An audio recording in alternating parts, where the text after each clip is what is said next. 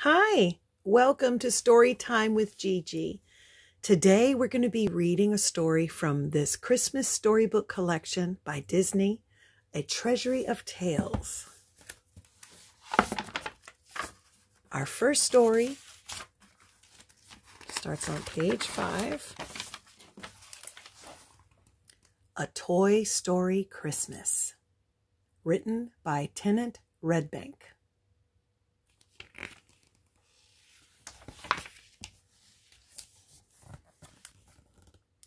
"Take that," Andy said in Woody's voice. "You're spending Christmas in jail." He put Ham the piggy bank into an old shoebox with slits cut into the sides. Andy was playing in his room with his toys. In one hand he held Woody the cowboy. In the other was Buzz Lightyear, the space ranger. "You'll be seeing bars for a long, long time," Andy added in Buzz Lightyear's commanding voice.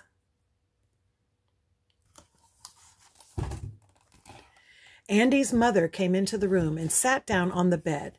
"Andy, I have a surprise for you," she said. "You know Christmas is coming up, and this year for your big present, we're going to the Grand Canyon."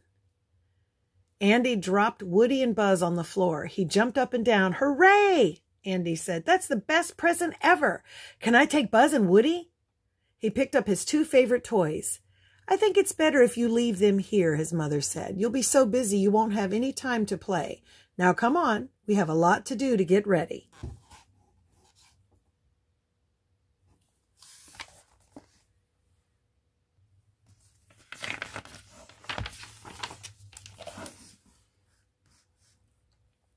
The moment the door shut behind Andy and his mother, the toys came to life. Buzz sat up. Woody straightened his cowboy hat. "All right," Rex the dinosaur said as he came out from under the bed. "The trip is Andy's big present this year. That means no other toys to take our places." "I was worried Andy was going to get a video game," Ham added. All the toys started talking at once. "Hold on a minute," Woody said. He walked to the center of the room. "Sure, it's great that there aren't going to be any new toys to replace us, but did you think about what else this means?" "It means Christmas without Andy." Everyone got quiet. Christmas without Andy? Why, Christmas without Andy wouldn't seem like Christmas at all. R.C.'s fender drooped sadly. Slinky Dog hung his head. Even the Green Army men looked glum.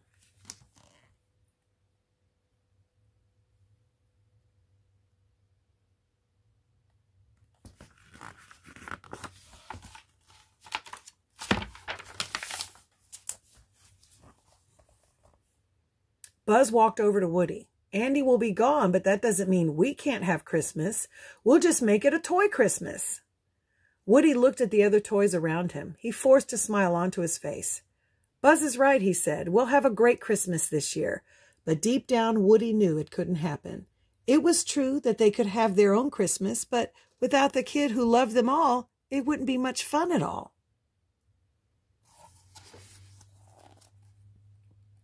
After Andy and his family left on their trip, the toys started getting ready for Christmas. They had a lot to do.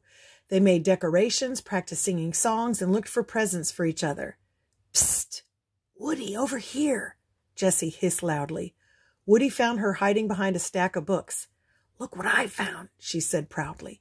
She held up a red bandana. "Why, Jessie, Bullseye has been looking for his bandana for months." Woody said. "I know," Jessie grinned. "It's going to be a great present for him."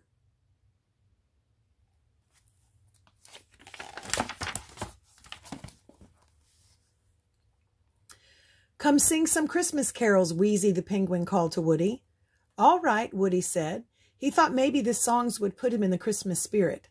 Wheezy grabbed Mike the tape recorder, and as the music began, his high squeaky voice dropped to a deep baritone.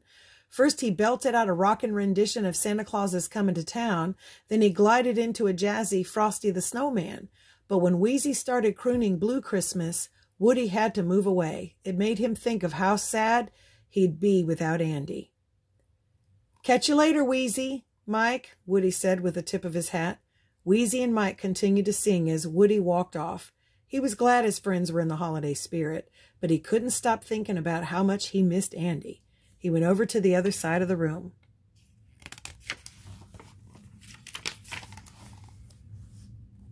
Hey, Woody, want to help us decorate? Slinky Dog asked. Watch this. He gave Woody a poke in the ribs, then yelled, hit it! In a flash, 2 aliens bounced super high and draped a string of red and green buttons along the edge of the bookcase. Pretty neat, Slink, Woody said with an approving nod. And nice job, Sarge, he called to the army commander and his troops. They were hanging sparkly silver jacks that looked like 3D snowflakes around the room. We've got a Christmas tree, too, Slinky Dog told him. He pointed to a tree made entirely of cotton balls. Red and green hair ribbons were wrapped around it and tied into a bow at the top. There already were presents under the tree. They were wrapped in shiny paper and topped with colorful bows. Looks like a white Christmas, Sarge said. Woody smiled a little bit. He was impressed that all the toys were working together to make Christmas a happy holiday.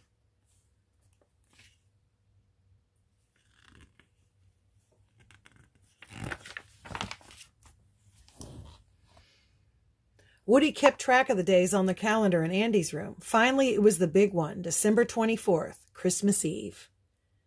Hours passed with secrets and whispers, and before long, it grew dark outside. The toys all gathered together to celebrate the holiday, but Woody held back. He was thinking of Andy. Hey there, Sheriff, Buzz said.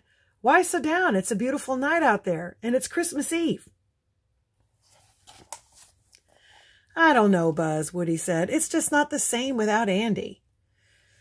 You're right, Buzz said. It's not the same. But you have other friends besides Andy. Come on. He put his arm around Woody's shoulders. Buzz and Woody walked by Bo Peep. She was reading a Christmas story to the newest toys, the ones who had never had a Christmas before. Bo winked at Woody. Lo and behold, Woody's heart felt a little lighter.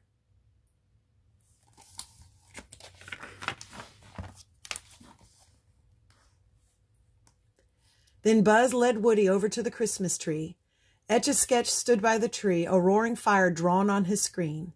Nearby, someone had set up the wooden blocks to spell out Merry Christmas. Get the lights, Sarge, Buzz shouted. The Sarge saluted and turned out the lights. Here's a little thing I like to call Christmas magic, Buzz said. He pressed the laser button on his right arm, and a beam of red light shot out onto the white wall. He pressed the button again and again and again. It was so quick that his finger became a blur. He moved the lights around, to the right, the left, up, down, right, up. The light pulsed around the dark room, making a show of dancing snowflakes, sugar plums, and lots of toys, dolls, trains, teddy bears. Woody's jaw dropped and his eyes grew wide. Wow, Buzz, the cowboy said. That's really great. I didn't know that you could... His sentence was cut off by a jolly ho-ho roar as R.C. rolled into the circle. R.C. was decorated to look like a sleigh, and following behind him was Rex, with a white cotton beard and a red sock hat. Sorry about the roar, Rex said, even though no one had been scared. Sometimes I forget I'm Santa Claus, not a fierce, bone-crunching, carnivorous dinosaur. Rex went to the Christmas tree. He picked up presents to give to each and every toy. Bullseye was thrilled to have his bandana back. Mr. Spell got brand new batteries. Your speaking was getting a little slow there, Slinky Dog pointed out. Buzz got a Star Command 4-way outer space signal interceptor. His friends had put it together out of a small cardboard box, some sequins from an old doll dress, and a lot of duct tape. Thanks, guys, he said. It's just what I always wanted. One of the dolls gave Jessie a dress. Ham's present was a quarter. Woohoo, he shouted. That's as good as 25 pennies. 5 nickels, 2 dimes, and a nickel. I'm feeling flush. And then Bo Peep pulled Woody aside and gave him a big kiss. He turned as red as the Christmas lights. Oh, shucks, Bo, he said.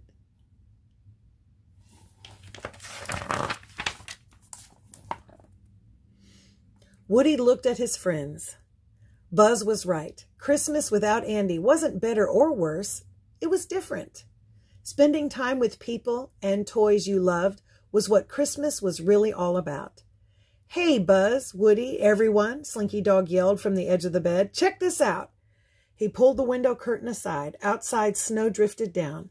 It's a white Christmas, he shouted. Merry Christmas, everyone. Woody smiled. "Merry Christmas," he replied. And that's our story. I hope you liked it. Make sure you like and subscribe and share with your friends. Bye until next time.